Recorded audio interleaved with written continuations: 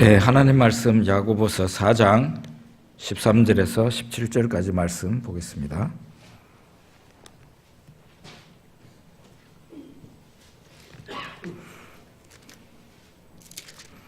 야고보서 4장 13절에서 17절까지 같이 읽겠습니다. 들으라, 너희 중에 말하기를 오늘이나 내일이나 우리가 어떤 도시에 가서 거기서 1년을 머물며 장사하여 이익을 보리라 하는 자들아, 내일 일을 너희가 알지 못하는도다. 너희 생명이 무엇이냐? 너희는 잠깐 보이다가 없어지는 안개니라. 너희가 도리어 말하기를 주의 뜻이면 우리가 살기도 하고 이것이나 저것을 하리라 할 것이거늘 이제도 너희가 허탄한 자랑을 하니 그러한 자랑은 다 악한 것이라. 그러므로 사람이 선을 행할 줄 알고도 행하지 아니하면 죄니라. 아멘. 사람이 계획이라는 것을 세울 수 있죠.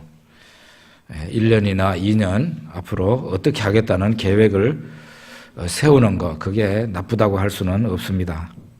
오히려 계획을 세우는 게 옳다고 볼 수 있죠.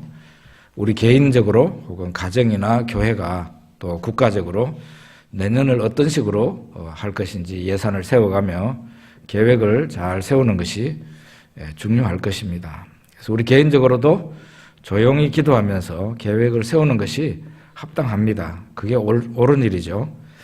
그런데 오늘 이 본문에 야고보서가 지적하는 문제는 성도, 그러니까 신자라고 하는 사람이에요.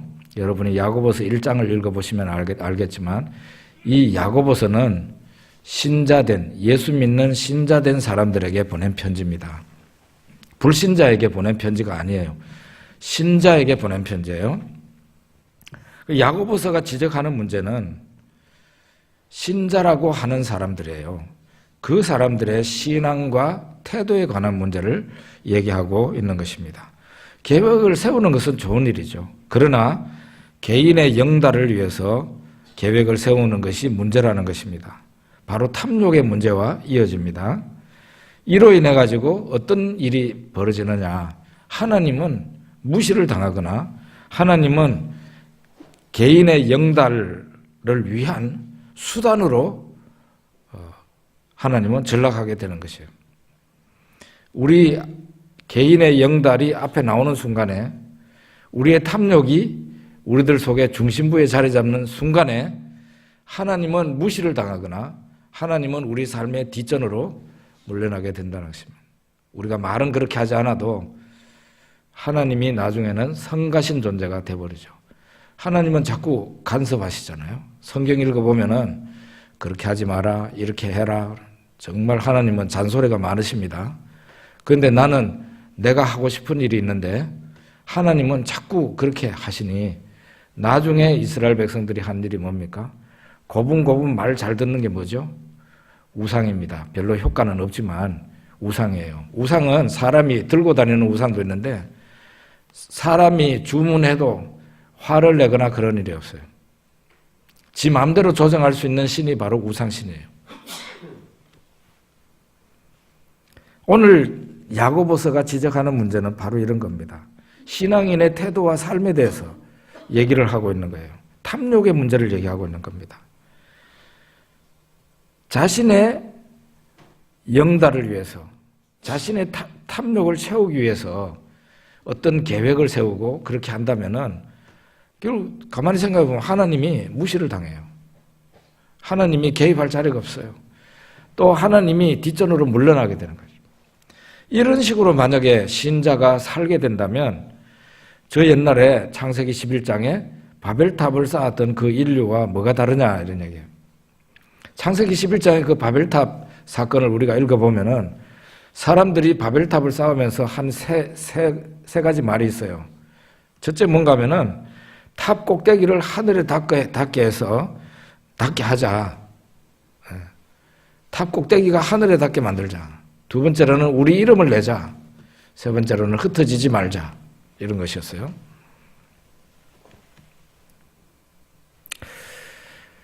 사실은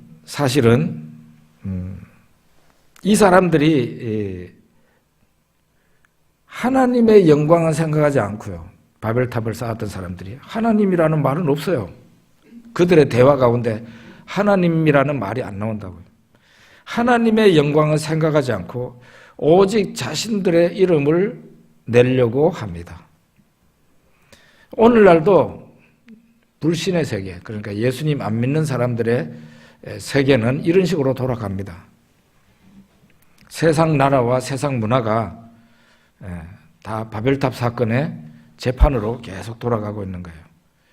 이 사회에도 믿지 않지만 선량한 사람들이 있고 그 가운데는 또 악한 사람들도 물론 있습니다.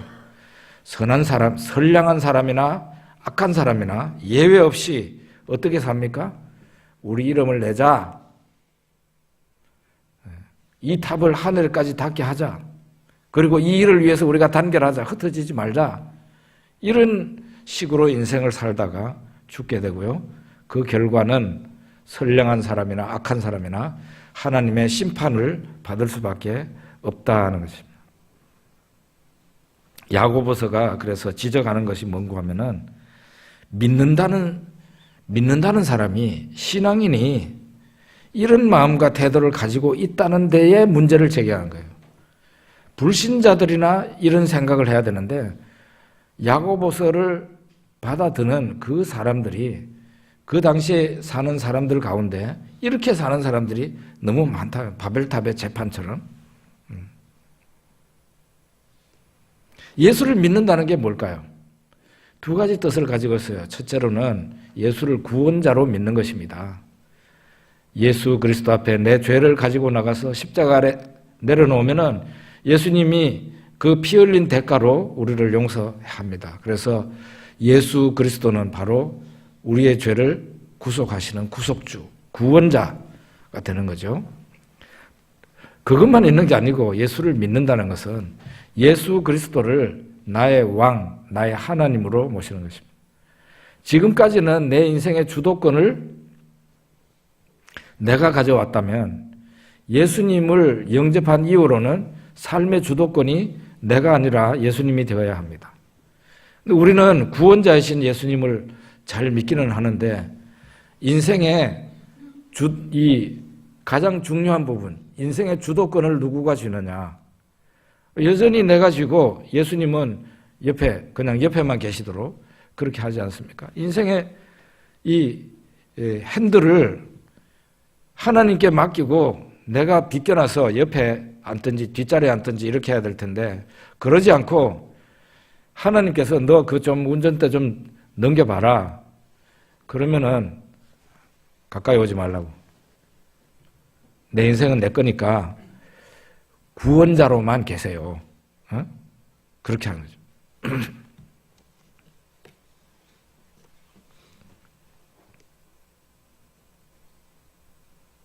우리가 이 믿음이라는 것을 정확하게 정의해야 될 것 같아요. 그래서 예수님을 구원자로 믿고 또 하나는 예수님을 우리의 왕으로 믿는다는 것을 우리가 분명히 알고 삶의 주도권을 예수님에게 겸손히 넘기고 예수님 내 삶을 잘 인도해 주세요 하고는 그냥 예수님이 인도하시는 대로 나가는 게 좋다 이 말이죠. 오늘 야고보서 우리가 본문을 읽었는데요. 이 본문을 보면은 당시 신자들이 착각하거나 망각한 점이 세 가지가 있습니다. 그게 뭔가 하면은 첫째로는 우리 생명의 주관자가 우리 자신이 아니라 하나님이시라는 사실을 망각하고 있는 거예요. 1, 2년 후에 어디 가가지고 돈 벌겠다 하는 것은 내 생명이 그때까지 있으리라는 생각을 하는 것이죠. 그게 아니라고 하나님 말씀하십니다. 두 번째는 하나님의 뜻이 어떤지는 알아보지도 안 하고 이 계획을 세웠다, 저 계획을 세웠다가 어떤 도시에 가서 돈 벌겠다고 하다가 이러고 있다는 거죠. 하나님의 뜻이 뭔지를 관심을 갖지 않는 것이죠. 또 하나는 불신자들처럼 허탄한 세상 자랑을 한다는 게 문제가 있는 거죠. 허탄한 이 세상 자랑을 하는 거예요. 우리는 한국교회의 세속화 문제를 얘기를 하면서 때로는 흥분하면서 신문지상에 오르락내리락 하는 대교의 목회자들의 행태에 대해서 비판을 합니다. 그래서 교회의 세속화가 심각하다고 얘기를 하는데요. 교회의 세속화는 목사 세습이나 공금 횡령에만 세습 이렇게 와 있는 게 아니고, 세속화는 우리 자신도 모르는 사이에 우리의 삶 속에 현대의 예수 믿는다는 신자라는 우리의 삶 속에 우리의 의식 깊숙한 곳에 들어와서 자리 잡고 있다는 사실을 알아야 돼요. 세속화가 여러분과 제 속에 있다 이 말이에요. 우리가 신자인데도 불신자처럼 탐욕을 얼마나 많이 품었어요. 우리가 신자인데도 하나님의 영광을 생각하기보다는 내 이름 낼 생각이나 하고, 우리가 신자인데도 하나님의 뜻과는 관계없이 야망을 품고, 사실 우리가 신자라는 것밖에 없지 세상 사람들하고 똑같은 생각을 하고 똑같은 것을 쳐다보고 똑같은 말을 하고 똑같은 꿈을 꾸고 그렇게 살아왔지 않느냐. 그게 세속화지 뭡니까? 그게 심해지면은 이제 목회 세습 얘기도 나오게 되는 거예요. 저는 이 본문을, 우리가 읽었던 그 본문을 서울 강남의 어느 교회의 구역 예배에다가 한번 적용을 시켜봤습니다. 이거는 그냥 사실은 일반적으로 있는 일이에요. 서울 강남의 어느 교회에 구역 예배가 있습니다. 성도들이 여기저기에서 구역 예배 날 모였습니다. 함께 찬송을 부르고 성경 말씀을 읽고 이제 하나님 말씀을 서로 쉐어링하면서 은혜를 많이 받았습니다. 이제 구역 예배가 마치고 난 뒤에 뭐가 있어요? 일부 예배를 마치고 난 뒤에 다과 시간 있잖아요. 차 마시고 이렇게 하는 시간이 있잖아요. 일부 예배까지는 잘 드렸는데 2부 교제의 시간이 문제가 있는 거죠. 어떤 성도가 이 얘기 저 얘기 하다가 자기가 산 땅이 서울 근처에 있는 어떤 땅이 엄청 가격이 올랐다고 얘기를 하는 거예요. 그 설명시 자랑을 한 거죠. 그러니까 그 옆에 있는 어떤 성도는 자기가 주식에 투자했는데 투자금의 몇 배를 올렸다고 그렇게 또 얘기를 합니다. 그러니까 또 다른 사람은 자기 남편이 회사 사장인데 베트남에 진출해가지고 지금 돈을 완전히 그냥 끌어모으고 있다고 얘기를 합니다. 여러분 이런 얘기가 없는 줄 아십니까? 포항에도 있을 수 있고 서울 강남은 더 심합니다. 이런 대화가 오고 가니 신앙이 좋던 사람들도 구역 예배에 와가지고 이런 분위기에 편승하는 거예요. 편승. 그래서 이런 생각을 합니다. 나도 이 돈 저 돈 그냥 내한테 있는 돈 다 그걸 하고 은행에 있는 돈 다 모으고 그 다음에 심지어 남들한테 빌려서라도 내가 좀 땅을 좀 사둘까 그런 생각합니다. 나도 안목의 집사가 투자했다는 그 주식에 좀 투자를 해서 돈 좀 벌어볼까 그런 생각하죠. 나도 좀 사업이 잘 된다는 저 베트남에 가가지고 새로운 사업을 좀 해볼까, 돈 좀 벌어야 되겠다 그런 생각을 하게 되는 겁니다. 본문은 신자의 이런 생각과 태도를 문제 삼고 있는 것이에요. 신자의 대화의 주제가 조금 전까지만 하더라도 구역 예배 드릴 때까지만 해도 주제는 하나님이었고 하나님 말씀이었어요. 그런데 2부 교제의 시간으로 넘어가면서 돈 버는 게 주제가 된 거예요. 신자인데도 하나님은 그 시간 뒷자리로 물러나 버리는 거죠. 돈이 전면에 나와요. 돈이. 분위기가 이렇게 되면은 성도가 구역 예배에 와가지고 하나님을 알고 하나님께 초점을 맞추고 내가 한 주 동안 하나님 말씀을 따라 살아야지 이러면서 돌아가는 게 아니라 돌아갈 때는 어떻게 사람이 변하느냐. 나도 이 돈 저 돈 끌어모아서 주식에 좀 투자나 해볼까. 설레는 마음을 가지고 집으로 돌아가서 남편과 자기 아내와 일을 벌리게 되는 일이 생긴다 이 말이에요. 이런 분위기가 되면 성도가 믿는다는 사람이 구역 예배에 와서 하나님을 알고 하나님께 초점이 맞추어져서 그렇게 가는 게 아니고 하나님께 원래 초점이 맞았던 사람이 구역 예배에 와가지고 이상한 방향으로 바늘이 돌아가가지고 그래서 자기 집으로 돌아가는 거예요. 성도가 점점 허망한 꿈이나 꾸고 탐욕스러운 사람으로 변해가는 것이죠. 그래서 오늘 이 야고보서, 우리가 읽었던 이 야고보서의 본문이 우리에게 도전하는 것이 무엇인가? 첫째로는 탐욕을 버리라는 것이고, 두 번째는 현재의 삶에 성실해라. 그렇게 우리에게 권면하고 있어요. 탐욕을 버리라는 것부터 먼저 한번 생각해 봅시다. 야고보서 4장 13절 우리 같이 다시 한번 읽어볼까요? 들으라, 너희 중에 말하기를 오늘이나 내일이나 우리가 어떤 도시에 가서 거기에서 1년을 머물며 장사하여 이익을 벌이라 하는 자들아, 이렇게 말하고 있습니다.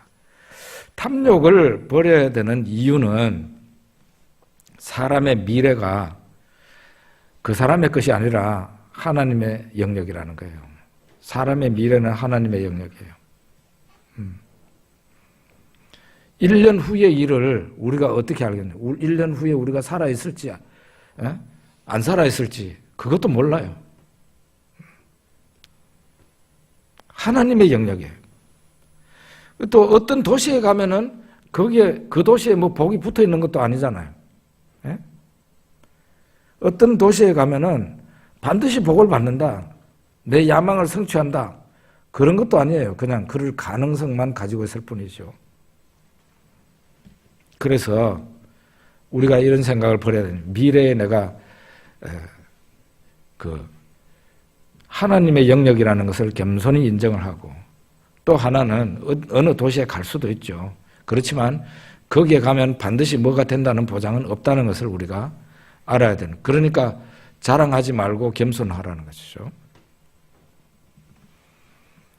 저는 아브라함과 롯을 보면서 은혜를 참 많이 받습니다. 아브라함과 롯이 이제 양떼가 가축이 많아졌습니다.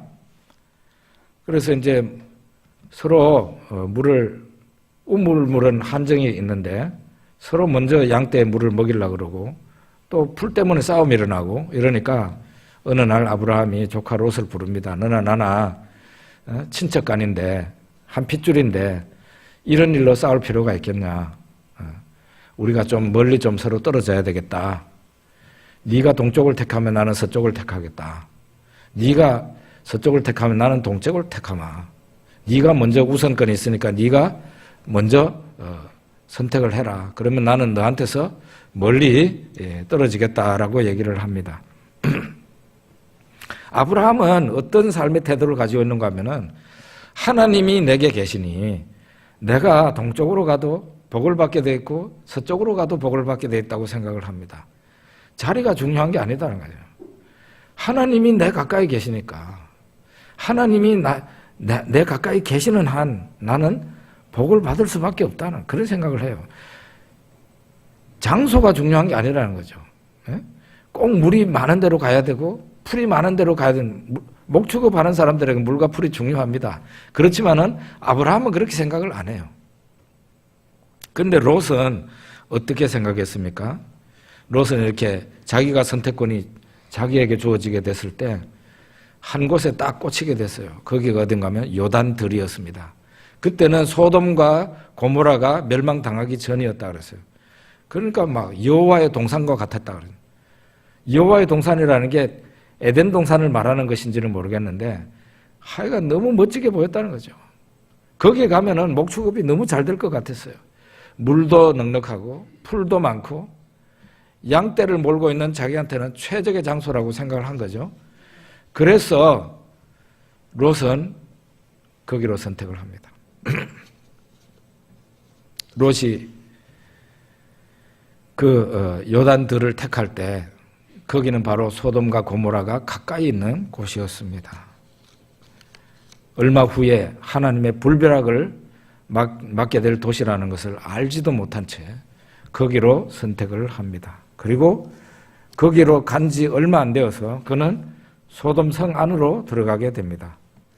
나중에 하나님이 불벼락을 내리실 때 어떻게 됐습니까?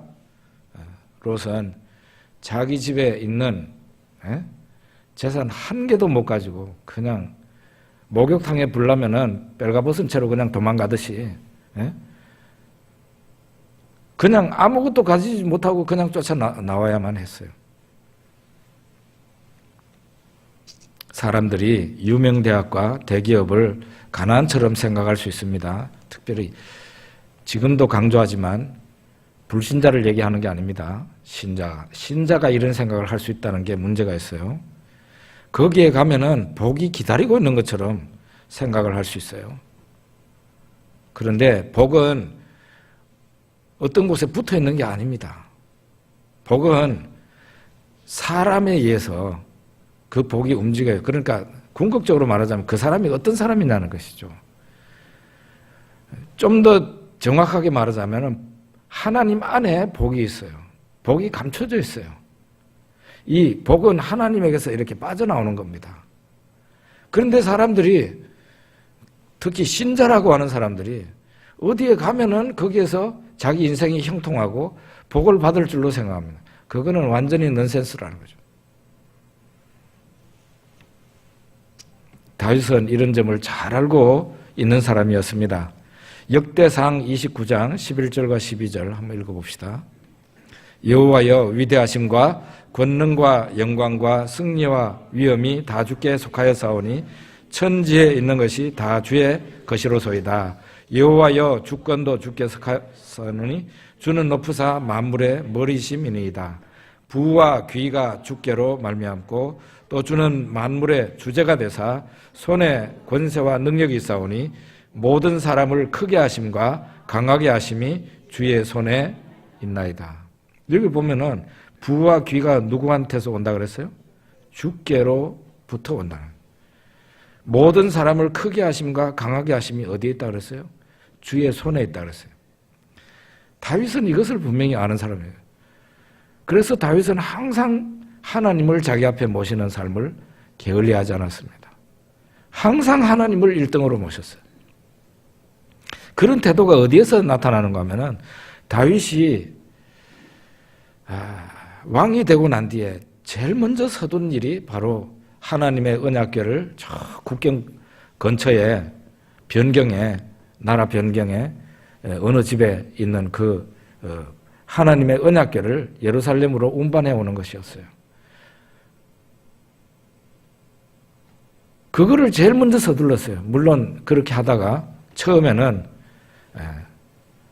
짐승 뭣도 모르고 성경을 제대로 보고 해야 되는데 성경을 아마 매매 잘 못 봤던 것 같아요. 하나님의 언약궤를 그 소나 이런 데다가 달구지에다 실으면 안 되거든요. 사람이 제사장이 울러매도록 돼 있는데 그렇게 하지 않고 달구지에 그냥 올려가지고 오다가 막 그냥 소가 뛰니까 한 사람이 붙잡죠. 그래가지고 거기에서 사람들이 죽기도 하고 이렇게 하면 실패합니다. 그런데 곧바로 그는 다시 하나님 말씀을 제대로 묵상하고 하나님 말씀에 기록된 대로 제사장들이 메고 이렇게 예루살렘으로 운반하도록 합니다. 이게 뭔가 하면은 다윗은 하나님 모시는 것을 제일 첫째로 생각했던 사람이었다는 거죠. 그러니까 사실은 자기 가정에서도 제일 꼴찌 아들이었죠. 사무엘이 귀한 손님이 왔을 때 그는 들에서 너는 나이가 너무 어리고 그러니까 존재감이 없으니까 들에서 양이나 쳐라 하고 부르지도 않았습니다. 다른 형제들은 다 불렀는데 그 정도로 존재감이 없는 사람이었지만 하나님께서 이와 같은 다윗, 하나님을 첫 번째로 섬기고 하나님을 공경할 줄 아는 이런 다윗을 하나님께서 이스라엘 위에 높이 세워서 그를 통해서 영광을 받으신 것입니다. 복이라는 게요, 어디에 가야 한다든가 무엇을 해야 하는 것이 아니에요. 복을 내시는 분은 하나님이십니다. 그래서 우리가 명심해야 되는 것은 하나님에게 집중을 해야 되는 거죠. 하나님께 집중을 해야 돼요. 하나님을 공경하고 하나님을 친근히 하는 사람에게 하나님께서 복을 주신다. 성경이 말하고 있는 게 그거예요. 그러니까 야고보서가 얘기하고 있는 건 첫째로 탐욕을 버리라는 거죠. 두 번째로는 현재에 성실하게 살아라. 장래에 이거 하겠다 저거 하겠다 이러면서 마음이 붕 떠가지고 자기 욕심으로 말이죠. 이걸 해볼까 저걸 해볼까 막 그래가지고 다른 사람이 들떠 있으니까 자기도 들떠가지고 그러지 말고 현재 주어진 여건 지금 현재에 성실하고 충실하라는 그걸 얘기하고 있는 것이에요. 13절과 14절 야고보서 4장 13절과 14절 다시 한번 읽어봅시다. 들으라 너희 중에 말하기를 오늘이나 내일이나 우리가 어떤 도시에 가서 거기서 1년을 머물며 장사하여 이익을 벌이라 하는 자들아 내일 일을 너희가 알지 못하는도다. 너희 생명이 무엇이냐 너희는 잠깐 보이다가 없어지는 안개니라. 내일 일은 아까도 말씀드렸다시피 우리 사람의 영역이 아니라 하나님의 영역입니다. 그래서 현재에 충실하라는 그런 이 의미가 이 속에 내포되어 있는 거예요. 우리는 야곱의 아들 요셉을 비전의 사람이라고 그렇게 생각을 합니다. 요셉은 어릴 때 꾼 꿈을 생각하면서 항상 장래에 내가 잘 되겠지라고 생각했을 거라고 그렇게 생각을 합니다. 물론 그는 하나님께서 그에게 꾸게 해주신 그 꿈을 항상 마음속에 간직하며 살았을 것입니다. 그런데 우리가 성경을 읽어보면 요셉은 현재에 충실했던 사람이에요. 현재에 충실했던 사람이에요. 아버지가 요셉에게 하루는 너의 형들과 양들이 잘 있는지 가서 보고 내한테 말을 해달라 이렇게 얘기합니다. 요셉이 출발한 곳, 아버지 야곱이 있는 곳이 헤브론이었어요. 거기에서 세겜에 있을 거라는 말을 듣고 약 100km 정도를 찾아서 세겜으로 찾아갑니다. 갔는데 100km 정도 되는 거리인데 갔더니 형들이 없어요. 거기에 있는 사람들한테 물어보니 저 도단이라는 곳으로 더 멀리 올라갔다고 얘기를 합니다. 요셉은 물어서 도단까지 찾아가게 되는데요. 약 137km 정도 되는 길을 요셉이 찾아가게 됩니다. 여기에서 요셉의 성실성을 보게 되죠. 요셉은 형들하고는 다른 특별 대우를 받았던 사람이에요. 자기 아버지에게서 집에서 채색 옷 입고 있었죠. 우리는 보통 그렇게 자라는 사람들이 좀 버릇이 없고 성실하지 못하고 삐딱하게 나가고 하는 그런 경향이 있다고 생각을 하는데 요셉은 성경에서 보여주는 요셉의 모습은 현재에 굉장히 충실했던 사람, 현재 내가 지금 닥친 일을 충실하게 하는 것이죠. 형들을 찾아갑니다. 찾아가는데 형들이 저 멀리에서 요셉이 오는 것을 보고 저놈을 잡아 죽이자 하게 되죠. 형들 가운데 요셉을 아끼는 형들이 있는데 그러지 말고 그냥 구덩이에 집어넣어 놓으면 지가 죽을까 아이가 이러면서 구덩이에 집어넣었다가 나중에 이 아이를 살리려고 하는 형들이 있죠. 그래서 우리가 그러지 말고 얘를 팔아먹어버리자. 그렇게 해가지고 인신매매단에게 팔아버려요. 요셉이 팔린 곳이 어디였습니까? 요셉을 사가지고 간 집안은 애굽의 바로의 시위대장 보디발의 집이었습니다. 보디발의 집에 노예가 된 겁니다. 이 보디발의 집에서 요셉이 인정을 받아요. 요셉이 거기에서 인정을 받아요. 나중에 보디발이 이 요셉에게 가정총무, 청지기의 역할을 맡깁니다. 자기 아내 말고는 전부 다 요셉의 수하에 뒀어요.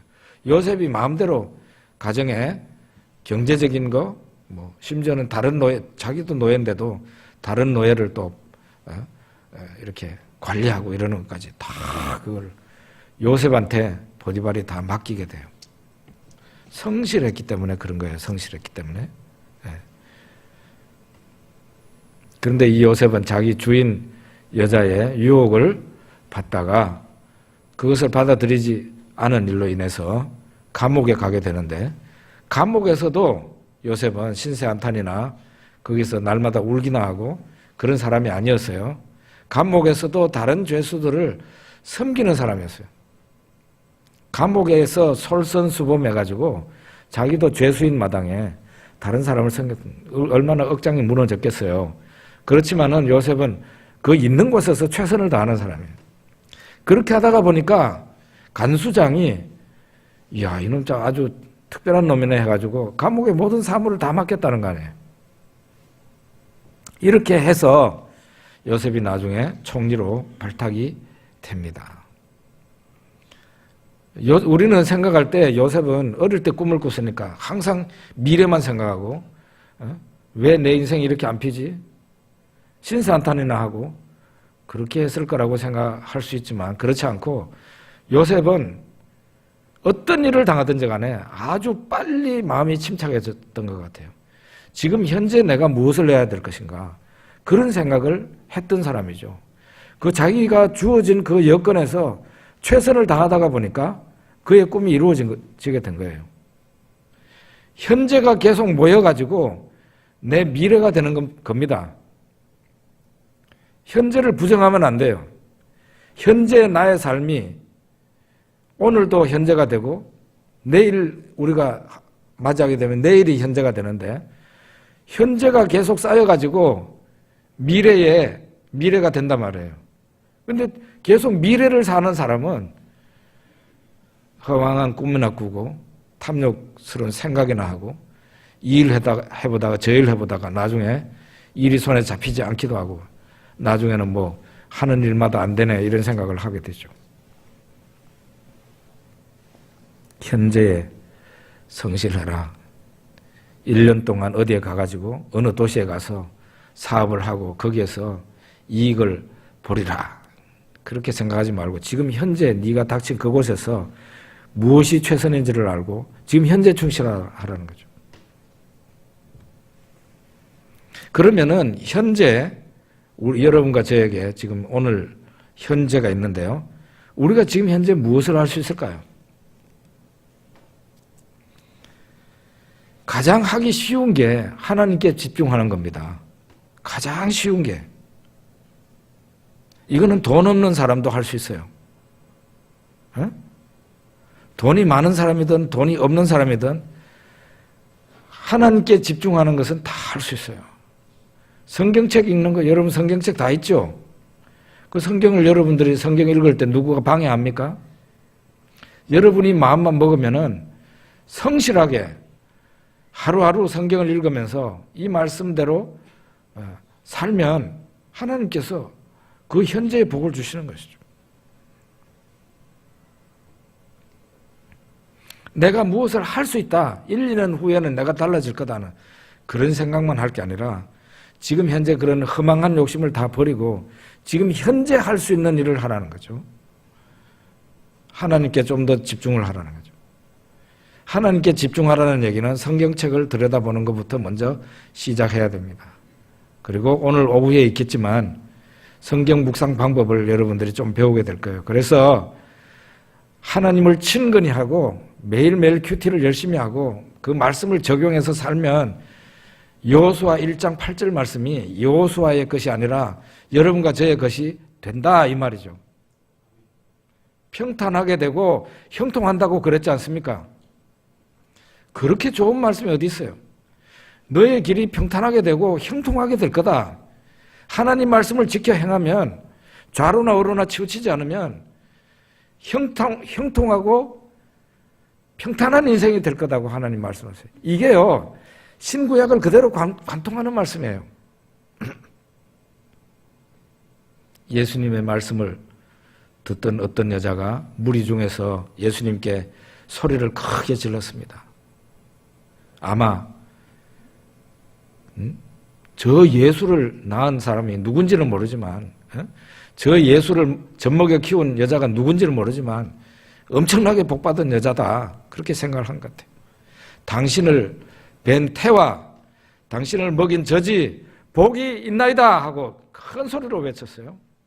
그때 예수님이 하신 말씀이 오히려 하나님의 말씀을 듣고 지키는 자가 복이 있느니라. 그랬어요.